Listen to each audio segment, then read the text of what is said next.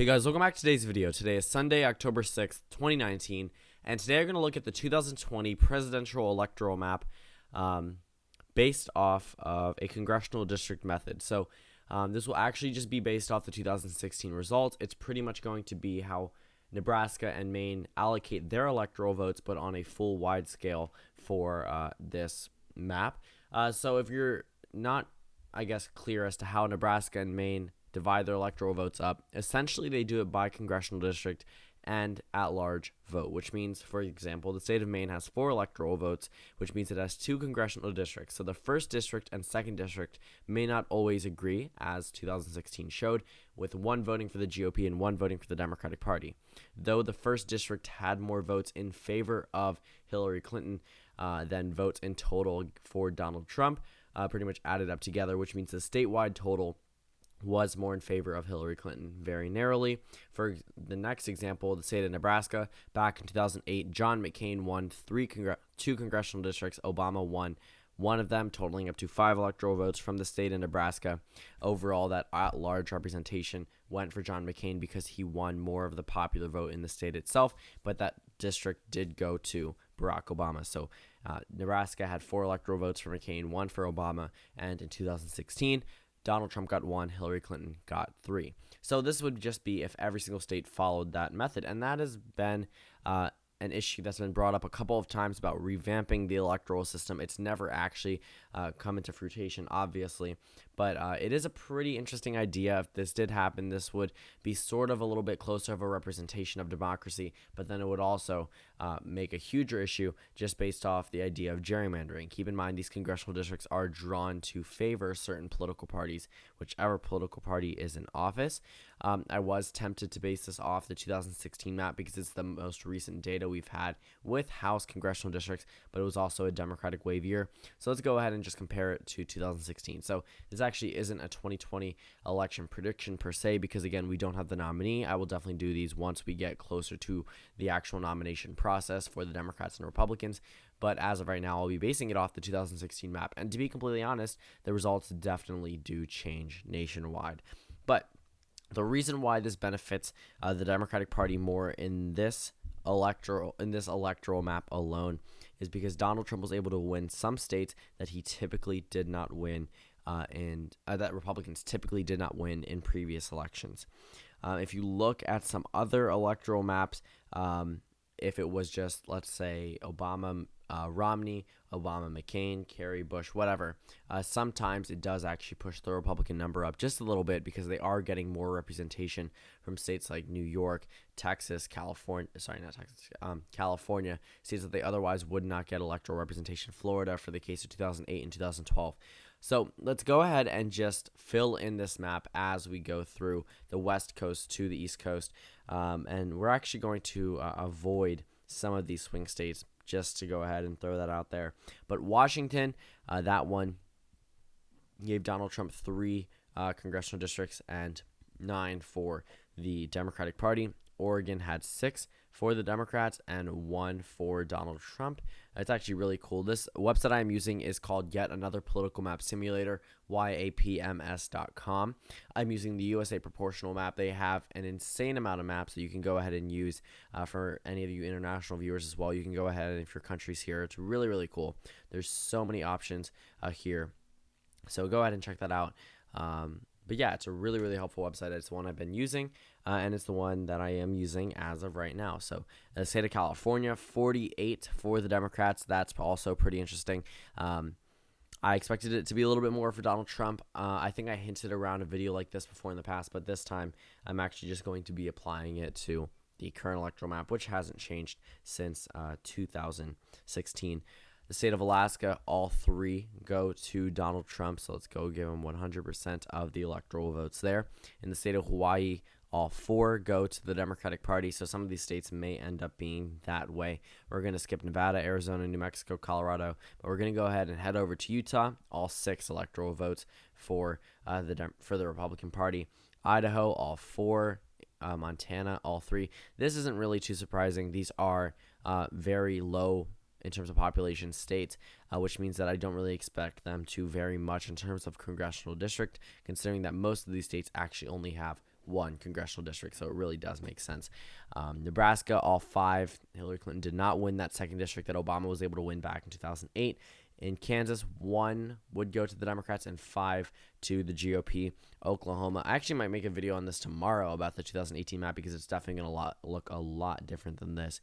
You'll see. But Donald Trump gets 7 electoral votes there. Again, I said I'm avoiding Texas. We go over to Louisiana, 1 Democratic district, 7 Republican districts.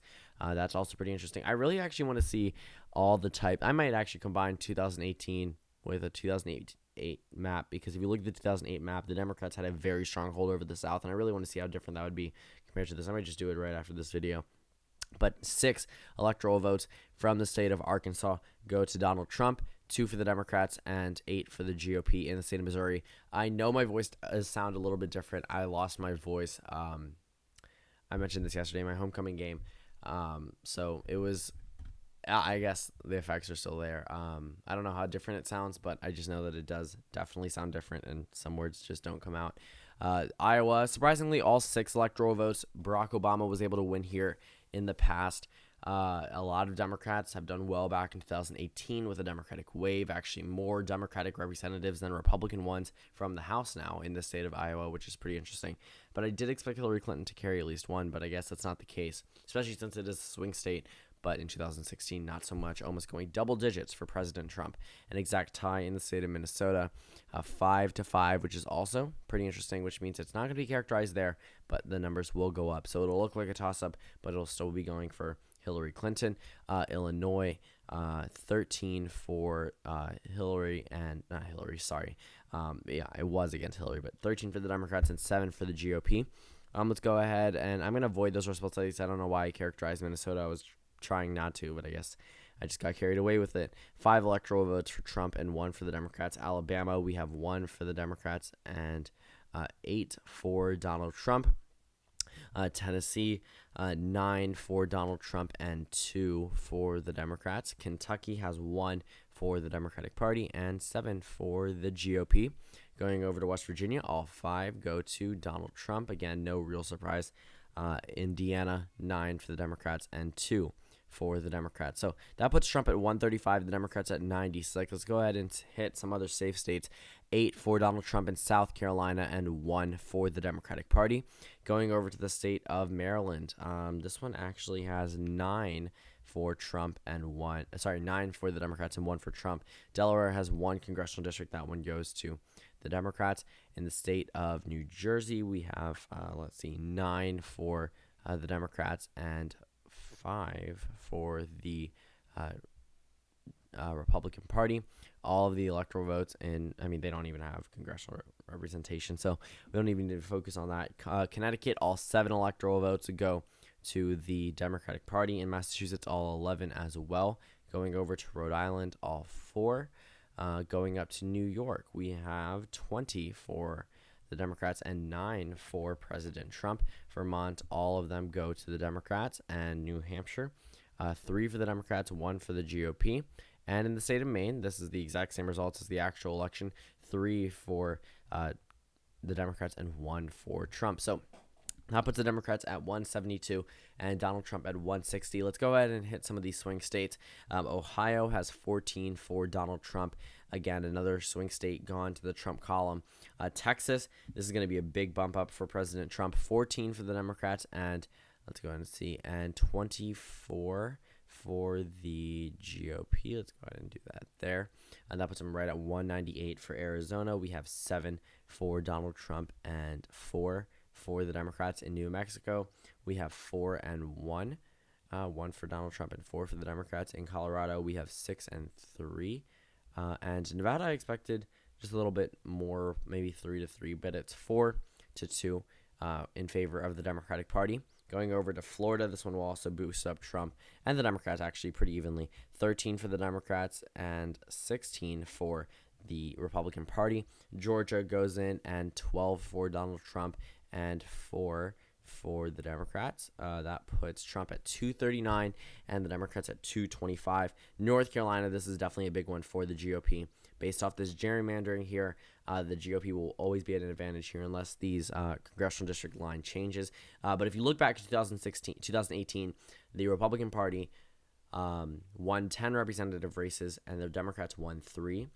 But the Democrats won more of the popular vote in the contested races than the overall allocation, because it was, let's see, in this, it would be, actually, it doesn't exactly say, but 10-3 in terms of representation, but the Democrats still win more of the popular vote when House elections are supposed to represent an equal population of the state actual vote, which means that the popular vote and congressional representation should pretty much be equal.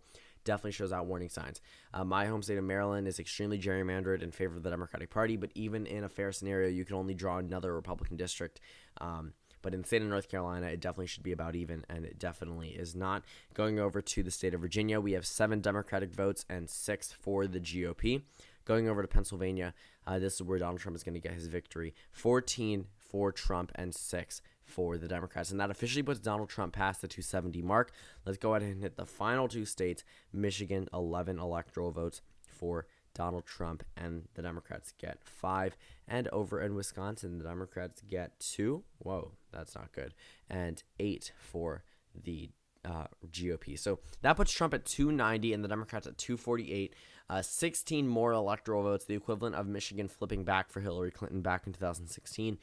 Definitely a huge change, but it is pretty interesting to see these actual results on a statewide, or I guess nationwide scale. So thank you guys for watching this video. Comment down suggestions below, and I will see you all tomorrow.